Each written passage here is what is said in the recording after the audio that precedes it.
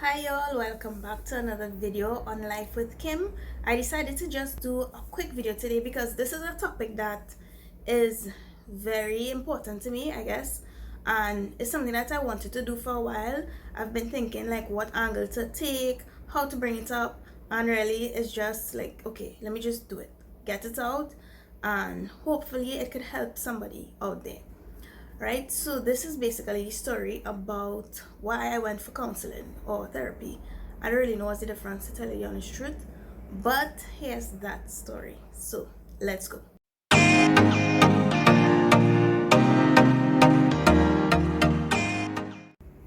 So just from the title alone, I know a lot of you may be thinking like, what, oh my gosh, why she went for counseling, what happened to her? Like, you're already like imagining a million different scenarios in your head. And honestly, that's also something I wanted to talk about as well, because people, when they hear that you need help or you need counseling, you went to therapy, it's like this big scary taboo topic. And for me, I thought that recently things would have been changing in terms of the attitudes towards therapy were changing and people were more open to it. And the more that I talk to different friends and just hear different stories, is the more I realize that while things are changing, as they say, is kind of like the more they say they stay the same, right? So that's another reason for doing this.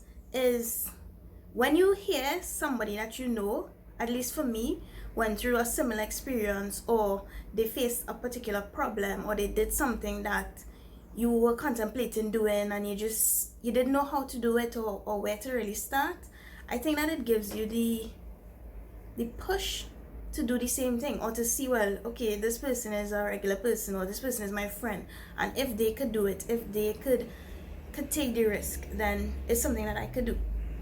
So first of all, nobody in my family knew that I went. So if you're watching this video, surprise. um I don't know, sometimes I just prefer to do things and just get it over with and process it on my own, and you don't necessarily always want somebody to ask you questions or have to deal with five different opinions. And when you stick your mind on something that you want to do and you feel that you need to do it for yourself, is sometimes better if you don't say anything, even if you talk about it afterwards. But in the moment when you're going through it, or when you're just trying to figure things out for yourself, it can help to have that peace, and you just know, okay, what you need to do, and you get it done. So the lucky thing for me is that when I considered going, because my job had an EAP program, is basically an employee assistance program, it was actually free. I was thankful that I had access to this program. And a lot of people have the idea, I not going no thing that my company have. I don't want my company spread my business. They just say, oh, this confidential, they lie, whatever, thing. My problem is not that big to for nobody, I think, to really be like, oh my gosh, this is what happened to her. Like, it's not that exciting and it's not that serious, at least for me.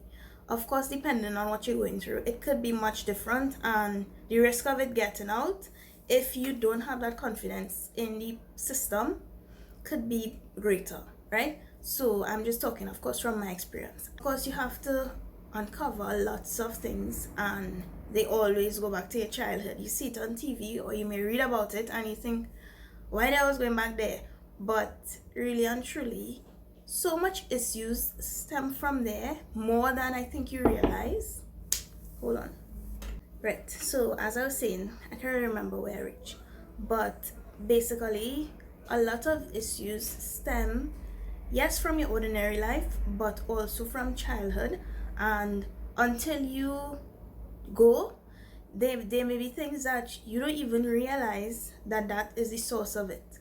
And as much as you may think, okay, well, I am a reflective person, or I am a very religious person, so I pray a lot, and you have a relationship with God, like, yes, all those things are fine, but also these people are professionally trained, and sometimes there are things that can be revealed to you that you would not know on your own, or just from a friend or family member telling you, unless you actually go to a trained professional, right? So I don't know why people do this with their mental health, their emotional health, and they just kind of disregard it. Whereas every other thing, you want to run to the doctor, you want to Google what's wrong with you and feel like you're dying, like we all do that. And you exercise and you take care of your physical health, XYZ, the whole shebang, right? And then when it comes to your mental health now, it's like, nah, I good, I me don't need them thing, that is whatever. Like, we have a lot of things to say. But if you find that you're struggling, or you're finding that you're having a consistent emotional problem or recurrent problem in your relationships or anything like that, then you really need to check yourself. Like, we want the relationship to improve, we want to function better, we want to have less anxiety, and we really and truly are not doing the things that will give us results, or we're doing the quick fixes. And self-care, let me just light a candle and relax myself, let me go and drink a little alcohol, but you're not getting to the root of the issue. And if you know that this sounds like you, be honest with yourself and take a moment to say, wait, what is causing this? Why am I feeling like this? Is it that I need more help than I could just give myself? Is it that I need more than just talking or venting it out with a friend? And if you find that it is like that, then do it. So what are your options? One, as I said, you'll have the employee assistance program. If it's something that your job offers, get as much information as you can about it. I know that it can be scary, and yes, you may have that issue of confidentiality, well, that concern, but really look into it, look into the organization. As I said, get the information, and once you feel secure, then I think that it's something you should definitely take advantage of. The other options you may have, I will try to see if I get any more information, and I'll put it in the description, because I really wanted to do this video for today and I didn't have much time to research. But definitely see what options are out there for people who may not be able to afford it. And as much as it may be expensive, if you can take the time to save towards it, or at least, I don't know, just try, it really is worth it. To me, as like, yes, it may be expensive, but it is an investment in the end. When you really sit down and you look at it, you will invest in other things, and as I said, you may neglect your mental health, which is equally, if not more important sometimes. So you have to really prioritize what you want, and you have to put value on what you want to get. If you want to spend money and go to the gym and buy certain things that you need for your health and pay for the tablets, etc., you will do it. And if it comes to your mental health and it's something that you realize you have to do, then somehow you have to find the money. And I don't want to sound insensitive by saying that, but of course take it in context, right? So now I want to talk about ways that therapy has helped me specifically. So not to go on too long or to get too much in depth, I think I could probably just sum it up into two categories. So you have personally for me and professionally as well. So I am a person who worries a lot too much. I stress about little things, I overthink everything, all of that, right? And going to therapy, it really helped me to kind of go to the root of what those things are that cause me to worry so much, why I worry so much, and to develop strategies to really deal with it. So I would say that having those basics down, it helps you to then tackle all the other problems that you're facing in your life, right? Which is what it did for me.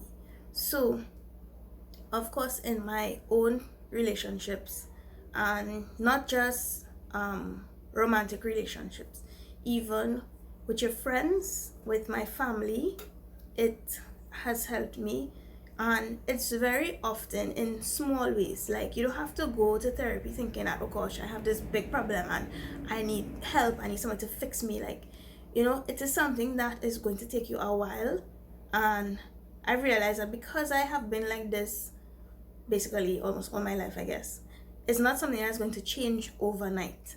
So you also have to just give yourself grace, give yourself time to develop these strategies, and to put everything that to put all these suggestions, I guess, into place, and to really actively try to work on improving, becoming a better person, and all those things, right? In romantic relationships as well, it helped a lot, because a lot of you will know that my parents are divorced, and going through that, I mean, generally speaking, it is something that a lot of people have a similar experience with, because there tends to be similar things surrounding a divorce when your parents get divorced and when you're a particular age, etc., right?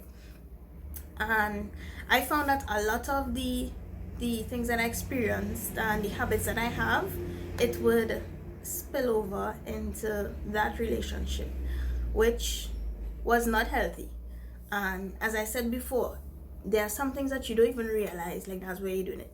And I wouldn't go too much into that, of course, but just to give one really striking example, for me, because I would associate okay, hold on, my gather myself, because I would associate like disagreements and quarreling, and in my mind that was always linked to, okay, when disagreements occur, the end result is, right, whether it was like divorce or whatever. For me, that was probably the biggest one, so it stuck in my mind. So every time something would come up, it would kind of be like a trigger for me, because I was like, oh, I don't want to have this argument, I don't want to have this discussion, because I know that arguing, disagreements tend to lead to, right, which is not favorable, it's not something that you want, it's not something that you want to remember. But when you're just going about your life, you're not really thinking that, okay, this is a trigger for me, because unless you really sit down and do the work to figure that out. So that's just a simple example, but something like that can affect so many areas in your life unless you take control of it. As I said, it's not that you're going to be magically cured or whatever, but even just being aware of it and trying to work on it is a step, right? The other way it helped me, I will say professionally, it was, I think I had to figure out really who I was, who I am, and a lot of things in your past and a lot of things in your life will come together to form the person that you are, and that's great. But sometimes it's also the not so great things.